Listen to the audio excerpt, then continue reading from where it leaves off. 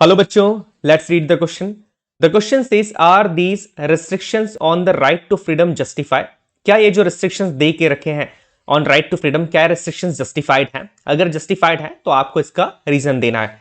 The first statement says Indian citizens need permission to visit some border areas of the country for reason of security. कि Indian citizens को permission लेना होता है कुछ border areas को visit करने के लिए सिक्योरिटी के रीजन से।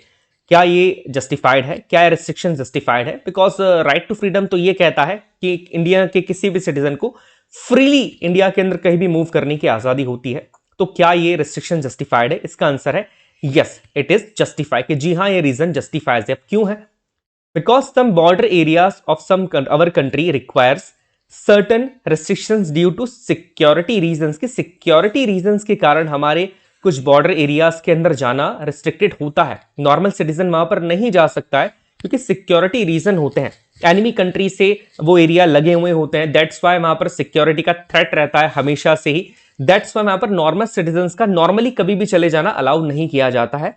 And to secure the interest of different communities, ये देखा जाता है कि हमारी कंट्री की बॉर्डर्स के ऊपर कुछ डिफरेंट कम्युनिटीज होती है और उनके इंटरेस्ट को सिक्योर करने के लिए भी कई बार ये रिस्ट्रिक्शंस लगाया जाता है कि इंडियन सिटीजन्स उस एरिया के अंदर नहीं जा सकते हैं क्योंकि वो जो डिफरेंट कम्युनिटी है वो कम्युनिटी लोगों से काफी टाइम से अलग रही है और अब लोगों के साथ उनका घुलना मिलना या उनकी एक्सेप्टेंस, लोगों की एक्सेप्टेंस को अपना लेना उस कम्युनिटी के लिए अभी पॉसिबल नहीं है क्योंकि काफी टाइम से वो बाकी लोगों से दूर रहे। दैट्स वाई इस रीजन की वजह से भी कुछ एरियाज के अंदर सिक्योरिटी रीजंस की वजह से जाना रिस्ट्रिक्ट किया जा सकता है। सेकंड स्टेटमेंट यहां पर यह कहता है कि outsiders are not allowed to buy property in some areas to protect the interest of local population.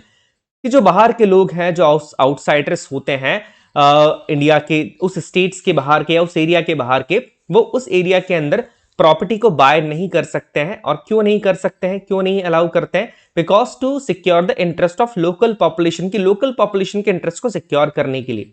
क्या ये सही है? तो इसका आंसर है yes, because some areas required to be restricted to secure the culture and traditional of different communities. जी हाँ, ये रिस्ट्रिक्शन बिल्कुल सही है।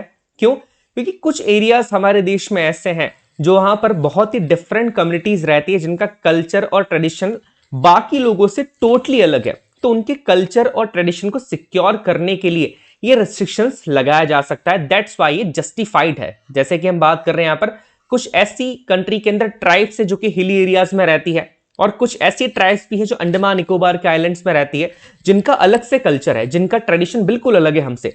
तो उनके इस कल्चर और ट्रेडिशन को प्रोटेक्ट करने के लिए इस तरह के रिस्ट्रिक्शंस लगाना जरूरी है।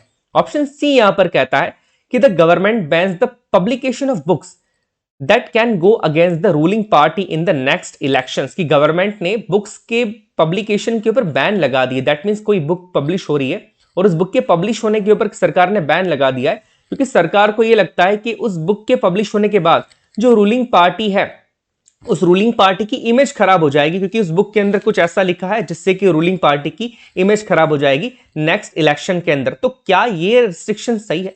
तो जी नहीं, ये रिस्ट्रिक्शन बिल्कुल भी जस्टिफाई नहीं है। No, it's not justify because freedom of speech and expression is a fundamental right. जी हाँ, freedom of speech and expression हमारा एक फंडामेंटल राइट है जो कि आर्टिकल 19 के अंदर आता है। और आर्टिकल 19 यहां पर फ्रीडम ऑफ प्रेस की भी बात करता है कि हमारे देश में प्रेस को आजादी है, मीडिया को आजादी है कि वो गवर्नमेंट को प्रेज भी कर सकते हैं अगर वो कोई अच्छा काम कर रही है तो, और गवर्नमेंट की पॉलिसीज को क्रिटिसाइज भी कर सकते हैं अगर वो पॉलिसीज ठीक नहीं है तो।